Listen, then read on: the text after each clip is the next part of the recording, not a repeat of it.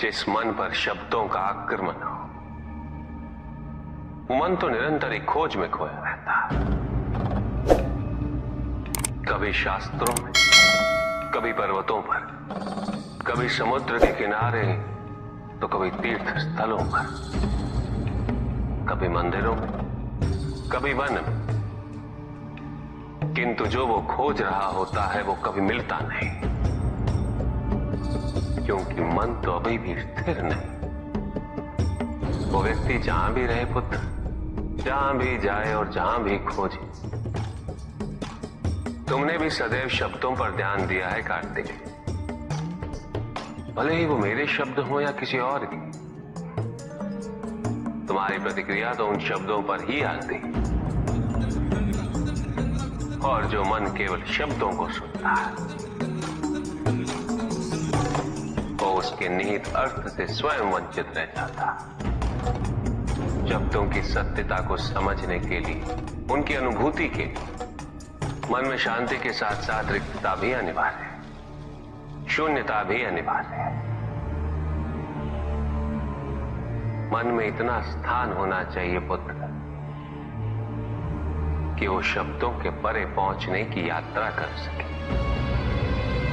किंतु मन कभी शून्य नहीं रहता, रिक्त नहीं रहता।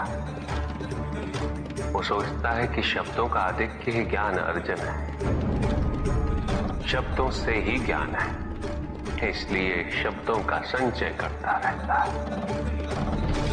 मन ये नहीं जानता कि परम ज्ञान तो शब्द अतीत है, एक अनुभूति जिसे शब्दों से बांधना असंभव है। शब्दों का अपना मूल्य क्या है कार्तिक? कुछ भी नहीं। जब भी कोई ईश्वर का नाम लेता है तो क्या ईश्वर मात्र एक शब्द में ही सीमित हो जाते? नहीं, यहां शब्द सत्य नहीं, सत्य है वो अनुभूति जो इन शब्दों में विद्यमान है। यदि शब्द ही सत्य होते तो मात्र भोजन कह देने से व्यक्ति की क्षुधा शांत हो जाती। इसीलिए महत्ता शब्दों की नहीं पुत्र, उस अनुभूति की है जो उन शब्दों से संबद्ध है।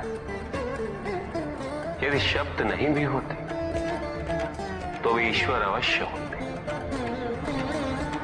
यदि शब्द नहीं भी होते तो सुख और दुख की अनुभूति अवश्य होती, जल की शीतलता की अनुभूति होती, सूर्य की ऊष्मा और चंद्र की शीतलता की अनुभूति होती, प्रेम की अनुभूति होती। किंतु यदि अनुभूतियां ना हो तो शब्द निरर्थक है। शब्दों से तृप्त हो जाना ज्ञान का अंत है, अज्ञानता का प्रारंभ है। ज्ञानी वही है जिसके पास अनुभूतियां, अनुभव, और उसके लिए मन को शांत व रिक्त तो करना ही पड़ेगा पुत्र।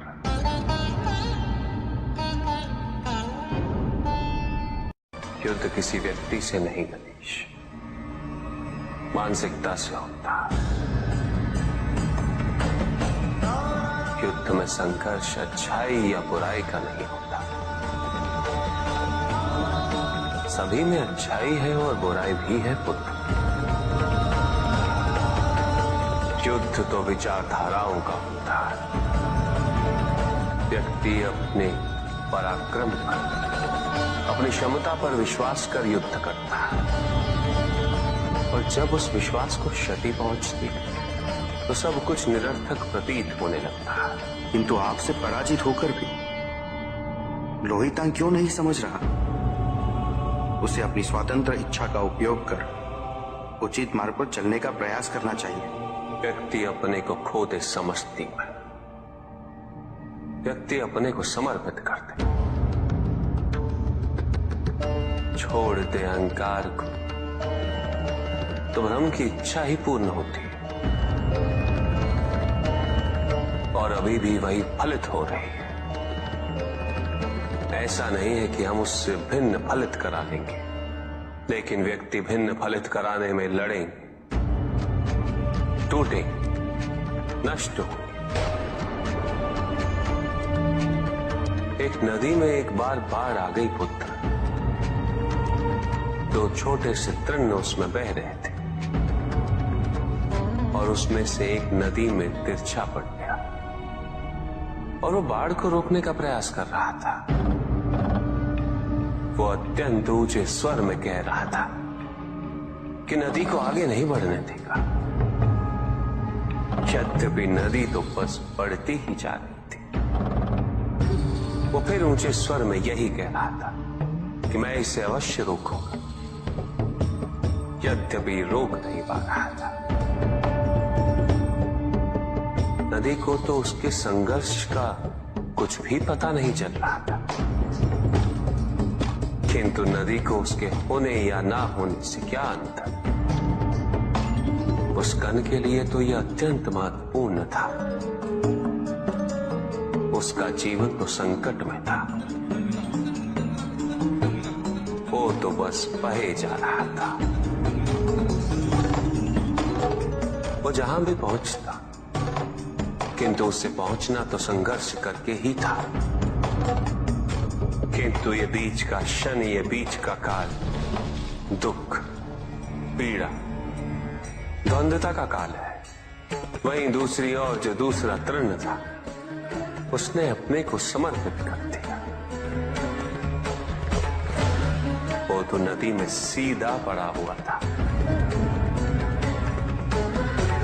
नदी के प्रवाह के साथ साथ बहता जा रहा था और उसे ऐसा प्रतीत हो रहा था जैसे कि वो नदी को दिशा दे रहा है, उसे प्रवाहित होने में सहायता कर रहा हो। वो तो ये निश्चय कर बैठा था कि नदी को समुद्र तक पहुंचाकर ही रहेगा, किंतु नदी को उसकी उपस्थिति का भी आभास नहीं था। नदी पर उन दोनों के होने या ना होने का कोई प्रभाव नहीं था।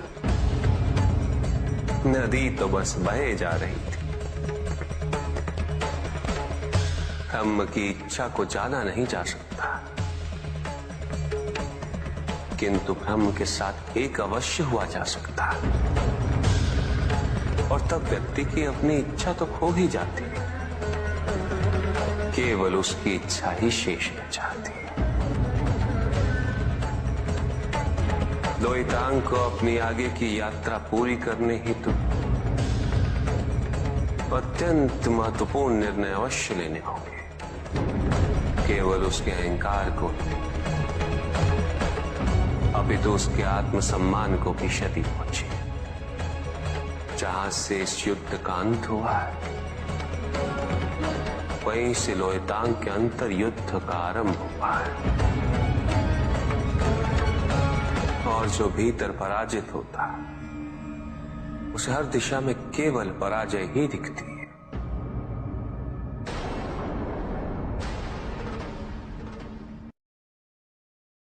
एक प्रश्न पूछ सकता हूं?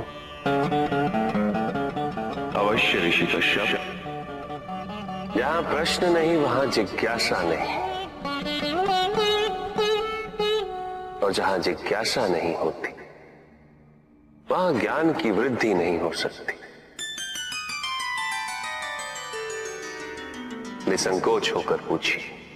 प्रभु, आप तो कालोपरी हैं, सर्वज्ञ हैं, त्रिकालदर्शी हैं। चारों ओर ये जो अज्ञान का अंधकार फैल रहा है, उसमें ज्ञान का मूल अर्थ कहीं ना कहीं खोता जा रहा।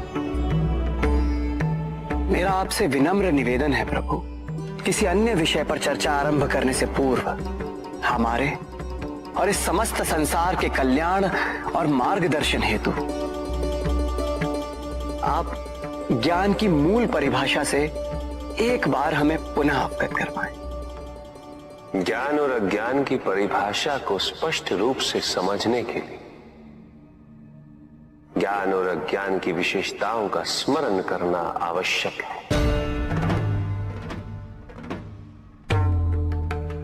जिसके कारण स्वार्थ, विनाश, क्रूरता, अशांति और भय में वृद्धि हो। वो अज्ञान है। किंतु जो व्यक्ति को उदार, निर्भीक, सहनशील और विनम्र बनाए, वही ज्ञान है। अज्ञान की शक्तियां दुरुपयोग करने हेतु प्रेरित करती हैं,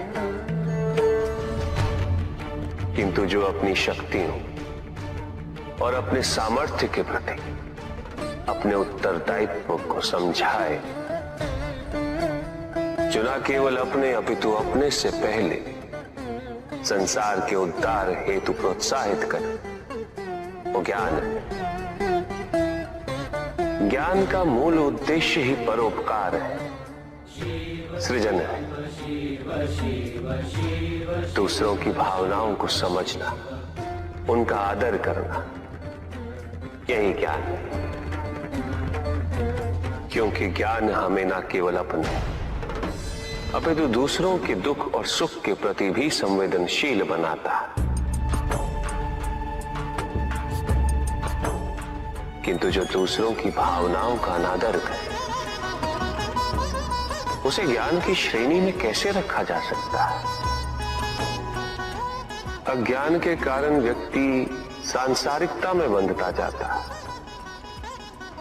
मोह माया में उलझता जाता है। अज्ञान परम सत्य से दूर ले जाने का माध्यम है, किंतु ज्ञान व्यक्ति को परम सत्य की ओर ले जाता है। ज्ञान मुक्तिदायक है, मोक्ष का मार्ग है, और इस मुक्तिदायक ज्ञान का सर्वोच्च रूप है आत्मज्ञान, और यही ज्ञान की पूर्णता भी है। सभी के उद्धार के लिए मैं आपसे निवेदन करता हूं, भक्ति का उचित मार्ग बताए हमें, ताकि मेरी भांति दूसरा कोई भूल ना करे। भक्ति मुक्ति का आधार है पुष्पधन, और मुक्ति तो केवल समर्पण से ही संभव होगी। और समर्पण के प्राय भक्ति कब मोह में परिवर्तित हो जाती है।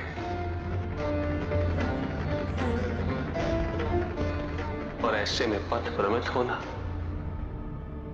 अनिवार्य है।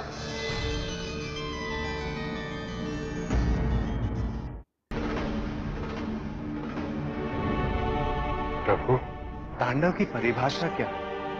क्या है तांडव? उसे आरंभ करने से पूर्व मन में कैसे भाव होने चाहिए? तांडव नृत्य जगत की 5 क्रियाओं का संकलन है। सृष्टि, स्थिति, प्रलय, तिरोभाव और अनुग्रह, अग्नि, जल, वायु, पृथ्वी और आकाश। मेरे नृत्याकार शरीर के 5 मुख, इन्हीं 5 भूतों से ब्रह्मांड का निर्माण होता है। पृथ्वी से सभी भूतों के शरीर बनते हैं, और उनका पालन जल से होता है, और संपूर्ण भूतों का अंत अग्नि से होता है।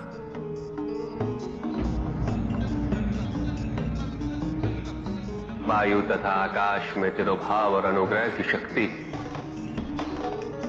इस प्रकार मेरे ये 5 महाभूत मुख मेरे नृत्य की 5 महाक्रियाओं का प्रतीक है। धन आवश्यक है ऋषियंत्र, क्योंकि धन मूल आवश्यकताओं को पूरा करने में सहायक होता है। किंतु जब कोई व्यक्ति इच्छाओं को आवश्यकता समझने लगे,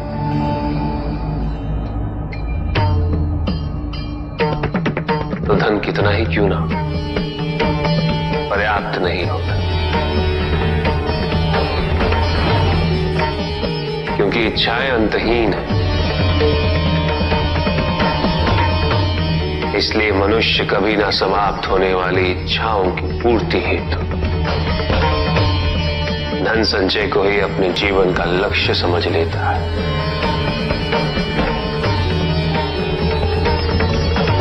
वो लोभी बन जाता है।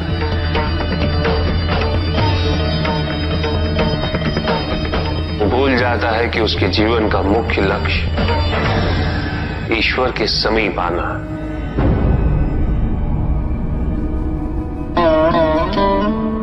ऐसे लोभी व्यक्तियों को अपनी मृत्यु के समय भी यही दुख रहता है कि उन्होंने क्या कुछ नहीं पाया, क्या शेष रह गया। ऐसे समय में वो एक क्षण के लिए भी ईश्वर का स्मरण नहीं करते, अपने जीवन की निरर्थकता और व्यर्थता का बोध नहीं होता। बिल्कुल चाहिए, धन चाहे कितना भी हो ऋषियत्र, मूल आवश्यकताएं तो केवल उतनी ही। तन ढकने के लिए वस्त्र, पेट भरने के लिए आहार और शरण के लिए भवन। इन आवश्यकताओं के पूर्ण होने के पश्चात जो भी है वो इच्छा है। धनी व्यक्ति के पास जो भी अतिरिक्त धन होता है वो उसे दान करना चाहिए, उनके उद्धार के लिए जो अपनी मूल आवश्यकताओं को पूरा नहीं कर सकते।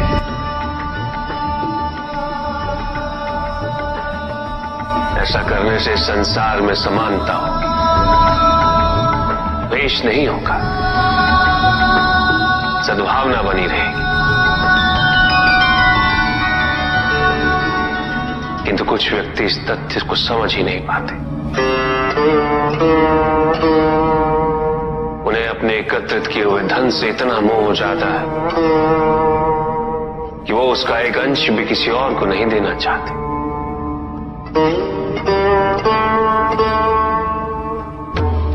ऐसे व्यक्तियों की सूची में सर्वप्रथम स्थान कुबेर का है।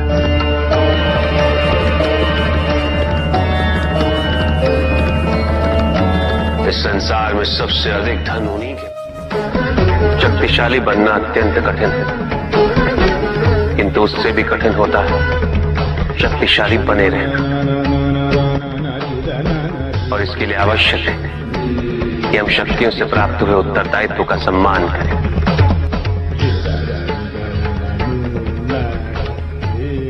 अन्यथा हम स्वयं पर निरंतर खो देते हैं और यह हमारे पतन का कारण बनता है।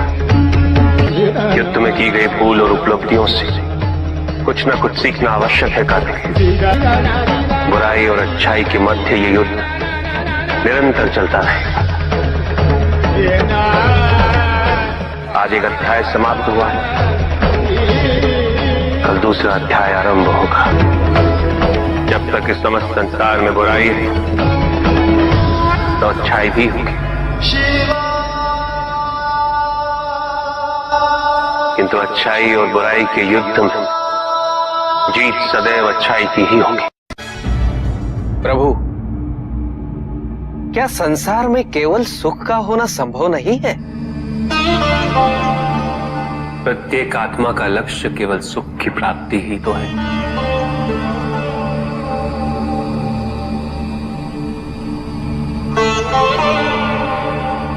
परमानंद की प्राप्ति, किंतु हम सुख नहीं, सुख को प्रदान करने वाली वस्तुओं को एकत्रित करना ही जीवन का उद्देश्य मान लेते हैं। ये समस्त संसार माया है, सब कुछ नश्वर है।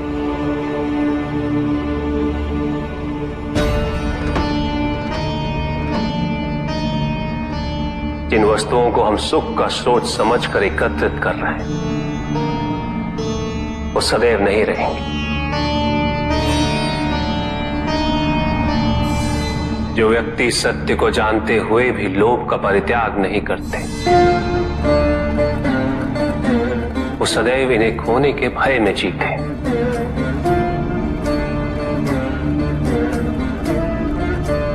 और जो व्यक्ति सत्य को जानते ही नहीं, वो अहंकार में जीते।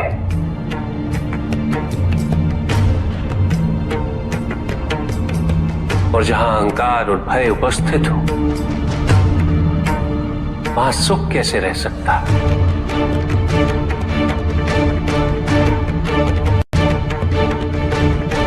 किसी को यह दुख है कि उसके पास कुछ भी नहीं, और जिसके पास सब कुछ, उसे यह दुख है कि पाने को कुछ शेष नहीं। सुख को हम स्वयं अपने दृष्टिकोण से परिभाषित कर देते हैं, जबकि वास्तविकता इससे भिन्न है।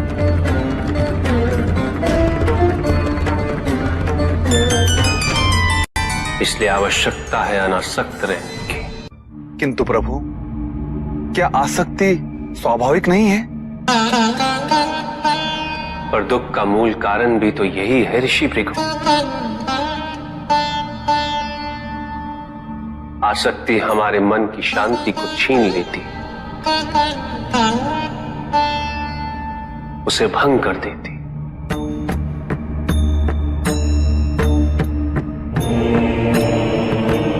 हमारी बुद्धि को स्थिर नहीं रहने देती, उसे चंचल बना देती।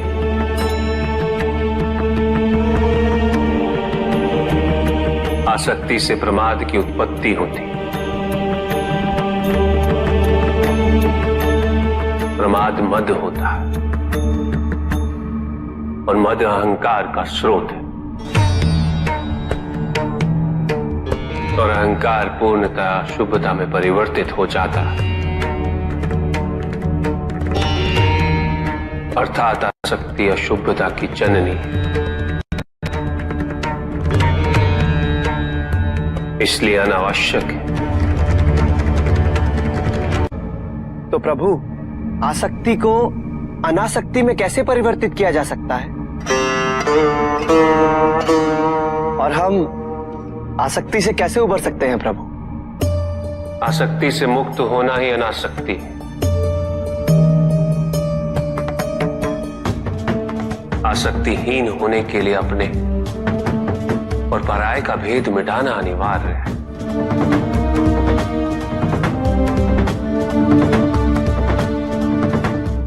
और यह तभी संभव होगा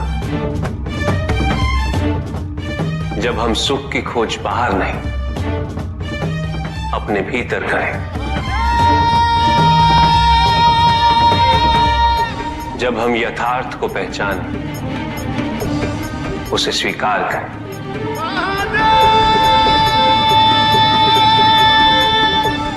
हम अपने सुख को सांसारिक तत्वों से परिभाषित नहीं करें। जब तक हम ऐसा करते रहेंगे, हम बंधते जाएंगे। जब हम स्वयं अपने भीतर झांकना आरंभ करेंगे, हमारी मुक्ति का मार्ग स्वतः प्रशस्त होता जाएगा। महादेव, आपने हमें दुख का कारण तो बता दिया। प्रभु, ये विवाह मुझे स्वीकार्य नहीं है प्रभु। मैं मेरे जीवन का प्रत्येक क्षण आपकी सेवा में समर्पित करना चाहता हूं। मैं नहीं चाहता हूं कि मेरा कोई भी संबंध मेरे भक्ति को विभाजित या बाधित करने का कारण बने। नंदी, विवाह तुम्हें मेरी भक्ति के लिए अयोग्य कैसे बना देगा? उसमें बाधा कैसे उत्पन्न कर देगा? माता, आपके और प्रभु के बीच में इतनी चुनौतीपूर्ण स्थितियां उत्पन्न हुई, फिर भी आप दोनों स्थिर रहे। किंतु मेरे लिए यह संभव नहीं है माता, क्योंकि मैं अपने दायित्व के मार्ग में कोई भी विकर्षण सहन ही नहीं कर सकता। नंदी, मेरे एक प्रश्न का उत्तर दोगे? पहले तो तुम केवल मेरे प्रति ही समर्पित थे, किंतु अब तुम मेरे साथ साथ पार्वती की भी आराधना करते हो।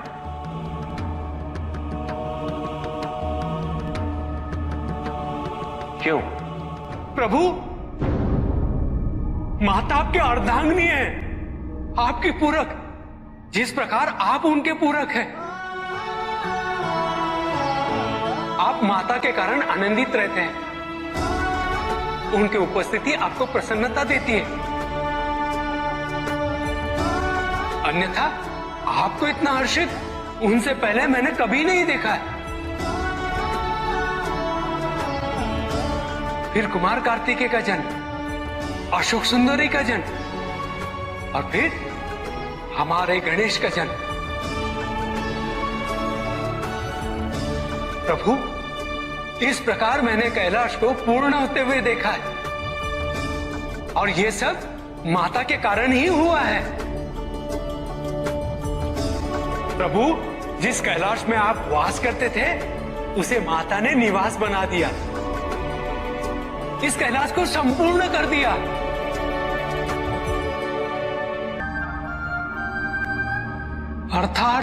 अर्थात व्यक्ति की पूर्णता हेतु विवाह आवश्यक है नंदी। जैसे स्वामी और हम एक दूसरे के पूरक हैं, उसी प्रकार तुम्हारी अर्धांगिनी और तुम एक दूसरे के पूरक बनोगे। विवाहित जीवन की अनुभूति, परिवार का सुख, उसके सुख और उसकी सुरक्षा के लिए संघर्ष, ये सभी अनुभूतियां व्यक्ति के विकास के लिए अनिवार्य है नंदी। किंतु प्रभु, मेरी स्वतंत्रता। स्वतंत्र तो वो नहीं है नंदी जो विवाह के विचार से भयभीत होते हैं या संकोच करते हैं, क्योंकि स्वतंत्रता तो वो है जो किसी भी विचार से प्रभावित ना हो, किसी भी सुख, किसी भी दुख से प्रभावित ना हो। और जो व्यक्ति इतना तटस्थ हो, जागरूक हो, उसकी स्वतंत्रता को तो विवाह से भी प्रभावित नहीं होना चाहिए। और फिर क्या गणेश, कार्तिकेय और अशोक सुंदर, ये सभी विवाह उपरांत परिवर्तित हो गए? क्या उनका विवाहित होना उनकी भक्ति और उनके समर्पण में बाधा बन गया नंदी? उनकी स्वतंत्रता में बाधा बन गया? क्या अपने माता पिता के प्रति उनका प्रेम और उनका सेवा भाव घट गया नंदी? फिर मेरे एक और पुत्र को ये चिंता क्यों?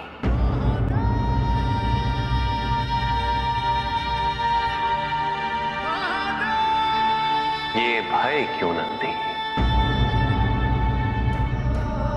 अग्नि जलाती है, जल बुझाता है, दोनों के कार्य क्षेत्र पूर्व परिभाषित और भिन्न है। दोनों एक दूसरे को प्रतिस्थापित नहीं कर सकते। इसी प्रकार इस समस्त संसार में सभी की भूमिका पूर्व परिभाषित। संसार की यही विविधता इसकी विशेषता भी है।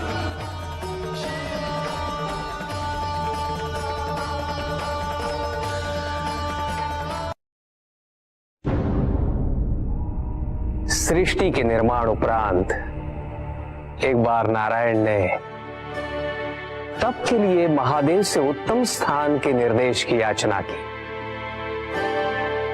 महादेव ने अपनी प्रेरणा से समस्त तेज संपन्न अत्यंत शोभायमान पंचकोशी नगरी का निर्माण किया।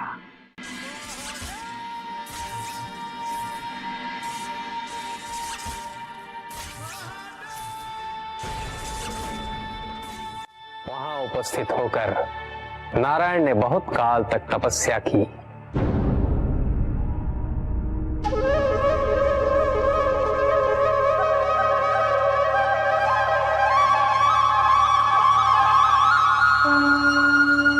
नारायण की तपस्या के अनंतर ही उस क्षेत्र में महादेव की कृपा से अनेक नदी नद सरिताएं उत्पन्न हुई।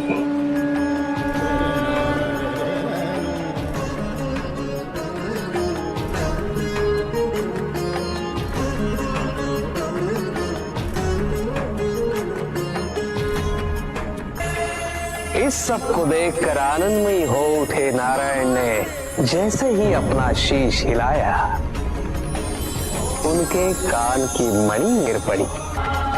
मणिकर्णिका के उस पंचकोश वाले विस्तृत क्षेत्र को महादेव ने अपने त्रिशूल पर धारण किया।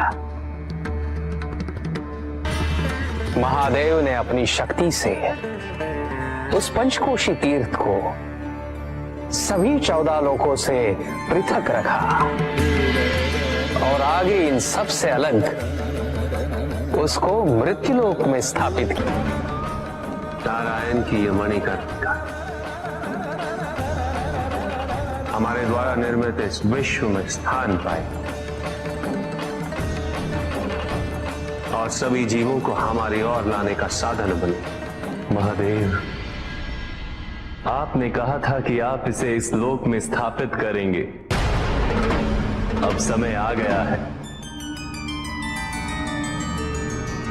महादेव की कृपा से उस मणिकर्णिका का विस्तार पंचकोश तक हो गया। ये मणिकर्णिका पंचकोश की काशी बनकर इस पृथ्वी पर सदैव रहेगी। यह अविनाशी है, चिरकाल तक। सृष्टि के अंत के पश्चात भी इसका अंत नहीं होगा। ये भूमि मुझे सदैव प्रिय रहेगी। यहां तप करके स्वयं नारायण तीनों लोकों को प्रकाशित किया, इसीलिए ये मुझे अत्यंत प्रिय है। मैं इसे कभी भी नष्ट और विनष्ट नहीं होने दूंगा। ब्रह्मदेव, जब संसार के आवर्तन के पश्चात प्रलय आएगा, मैं इस काशी को पुनः अपने त्रिशूल पर धारण करूंगा और नवीन संसार में पुनः स्थापित करूंगा और यहां मेरा अस्तित्व सदैव रहेगा।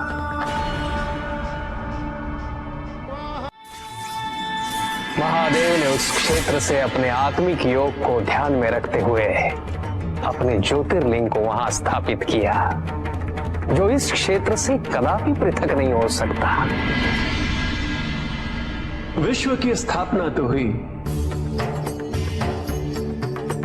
किंतु इस ज्योतिर्लिंग को आपने उस स्थान पर स्थापित किया है जिसकी ऊर्जाएं विश्व से परे।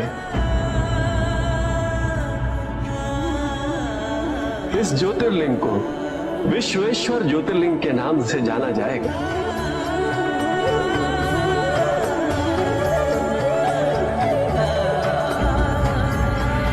महादेव उस काशी को अपने त्रिशूल पर प्रलय और अनिष्ट की स्थिति में धारण कर उसका संरक्षण करते रहते हैं।